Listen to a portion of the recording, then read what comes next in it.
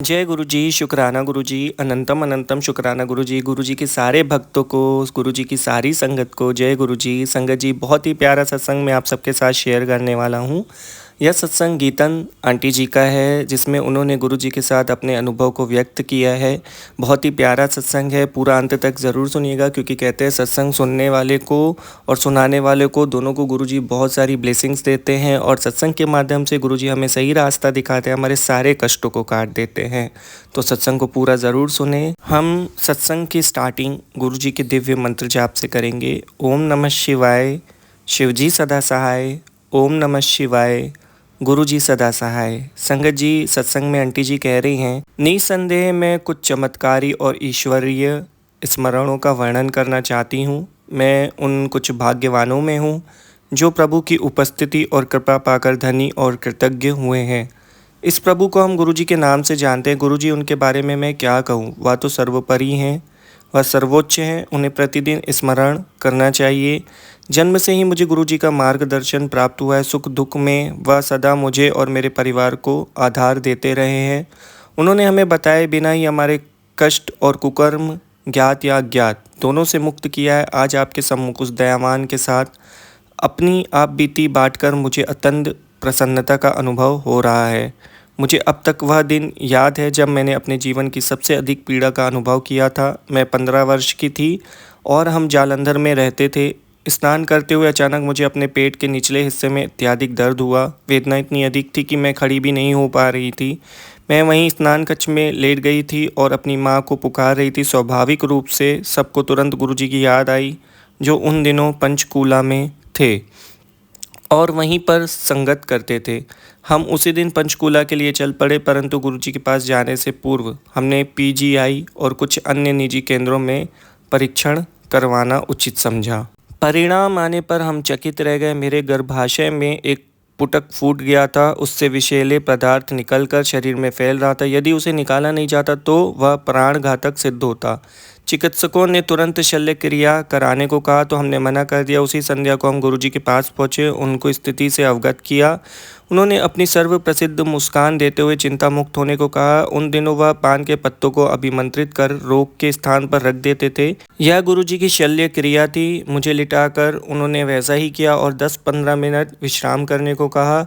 उसके पश्चात उन्होंने मुझे अगले दिन पुनः परीक्षण करवाने को कहा। उनमें विश्वास और आस्था बनाए रखते हुए मैंने वैसा ही किया। यद्यपि मुझे परिणामों का ज्ञान था, चिकित्सकों के विस्मित चेहरे को देखकर मुझे अपने ईश्वर गुरुजी पर पूर्ण विश्वास हो गया। परीक्षणों में 20 घंटे पूर्व दिखे हुए पुटक या विषैले पदार्थ का कोई चिन्ह नहीं था। प्रसन्नता के साथ होने वाले अचंभे को हम रोक नहीं पा रहे थे। चिकित्सक भी गुरुजी के बारे में जानने के लिए उतने ही उत्सुक थे जितना हम उनको बताने के लिए। उसके उपरांत उन चिकित्सकों की आध्यात्मिक यात्रा की शुरुआत हुई। उस दिन शाम को मैं फिर उनके पास गई। जैसा सर्वविदित है, उनको कुछ भी बताने की आवश्यकता नहीं थी, उन्हें इसका ज्ञान पहले से ही था। उन्हें अपनी कृतज्ञता प्रकट करने के लिए हमारे पास शब्द नहीं थे, पर वह यह नहीं चाहते। उन्हें केवल हमारा प्रेम और निस्वार्थ आस्था चाहिए, जिसके साथ हम परम आनंद की कठिन यात्रा पर अग्रसर होते रहें। 1989 में जब मैं छोटी ही थी, मेरी दादी को हृदय का दौरा पड़ा था। वह सीएमसी लुधियाना के चिकित्सालय में प्रविष्ट थी। कई चिकित्सकों से सलाह करने के बाद उन सबका एक ही निर्णय था। उनकी स्थिति दिन प्रतिदिन बिगड़ रही थी और कोई उपचार संभव नहीं था। उनकी नाड़ी 160-190 के बीच में रहती थी। उनके फेफड़ों में पानी भरा हुआ था और उनकी छाती फूल गई थी। वह अर्धचेतन अवस्था में थी। गुरुजी उन दिनों जालंधर में संगत किया करते थे।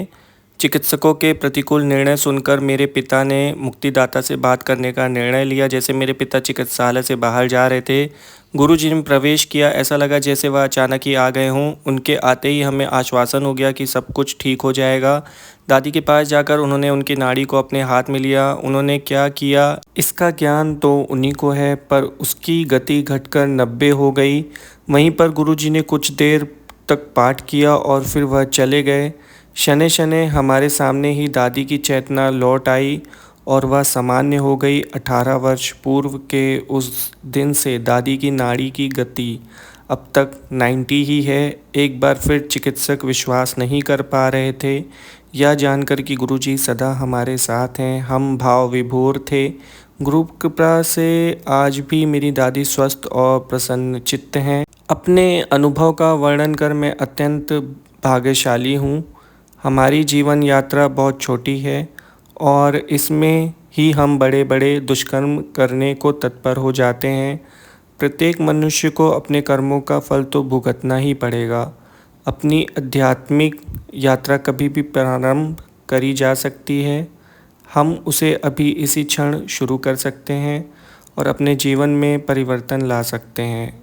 गुरुजी सच्चे भक्त की सहायता करने को सदैव तत्पर हैं। हम उस शाश्वत आनंद का मीठा अमृत अब कभी भी ग्रहण कर सकते हैं, क्योंकि हमारे परमात्मा, हमारे गुरु सदा हमारे साथ हैं। उन्होंने मुझे उस अनंत सत्य अवस्था को ग्रहण करने के लिए जागृत किया है और स्वयं उस मार्ग पर ले जा रहे हैं।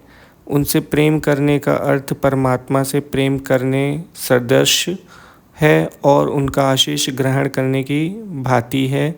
जय गुरु जी, शुक्राना गुरु जी। बहुत बहुत शुक्रिया आंटी जी कि आपने गुरु जी के साथ अपना अनुभव गुरु जी की प्यारी संगत जी के साथ साझा किया, उसके लिए शुक्रिया।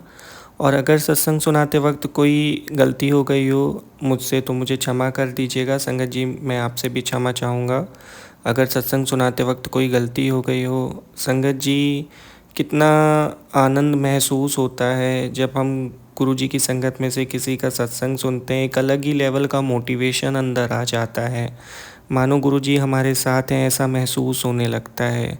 सत्संग के माध्यम से गुरु जी हमें कितना सारा ब्लेस कर रहे हैं। हर पल का शुक्राना, उनका हर ब्लेसिंग के लिए शुक्राना, हर मुश्किल में साथ देने के लिए शुक्राना। गुरु जी का नाम लेते ही बड़ी बड़ी कठिनाइयाँ चुटकियों में चले जाती हैं। वे अपने तरीके से अपने भक्तों का उपचार करते थे जिन्हें बहुत ज़्यादा तकलीफ़ होती थी। वो कुछ ऐसा चमत्कार कर देते थे कि पल भर में उनकी चिंता ख़त्म हो जाती थी। चाहे वो बड़े से बड़ा ऑपरेशन हो या बड़ी से बड़ी बीमारी हो जो ठीक नहीं हो रही हो, उसे कभी लंगर प्रसाद चखाकर, कभी पान के पत्तों द्वारा और कभी कभी एक नज़र से ही गुरु जी की ऐसी कृपा हो जाती थी कि भक्त को पता ही नहीं चलता था कि कब उसकी लाइफ चेंज हो गई, कब उसकी बीमारी ख़त्म हो गई। सत्संग सुनते सुनते कोई बहुत बड़ा ऐसा मतलब दर्द शरीर के अंदर होता था और वो ठीक हो जाता था। तो यह बहुत बड़ी बात है कि गुरुजी हमें इतना सारा ब्लेस कर रहे हैं। जहाँ पे हमारी सारी उम्मीदें ख़त्म हो जाती हैं, वहाँ पे गुरुजी हमारी रक्षा करते हैं, सदैव हमारे साथ रहते हैं। तो उसके लिए एक बार ज़ोर से बोलिए जय गुरु जी, शुक्राना गुरु जी। और कमेंट में शुक्राने आज कम नहीं होने चाहिए। इतना प्यारा सत्संग है और इतनी सारी ब्लेसिंग है, शुक्राना करते वक्त हमारे हाथ नहीं थकने चाहिए। जय गुरु जी, शुक्राना गुरु जी, अनंतम अनंतम शुक्राना गुरु जी। संगत जी, आप भी सत्संग शेयर करके सेवा कर सकते हैं। सत्संग शेयर करने के लिए डिस्क्रिप्शन में मेल आईडी है, वहाँ लिखकर भेजिए, हम उसे गुरु जी के चैनल पे अवश्य शेयर करेंगे। और ऐसे ही गुरु जी के ब्लेसफुल सत्संग सुनने के लिए चैनल को सब्सक्राइब करके बेल आइकन नोटिफिकेशन को ऑन कर दीजिए ताकि आपको अपडेट्स मिलते रहें। जय गुरु जी, शुक्राना गुरु जी। ओम नमः शिवाय, शिव जी सदा सहाय। ओम नमः शिवाय, गुरु जी सदा सहाय। जय गुरु जी, संगत जी।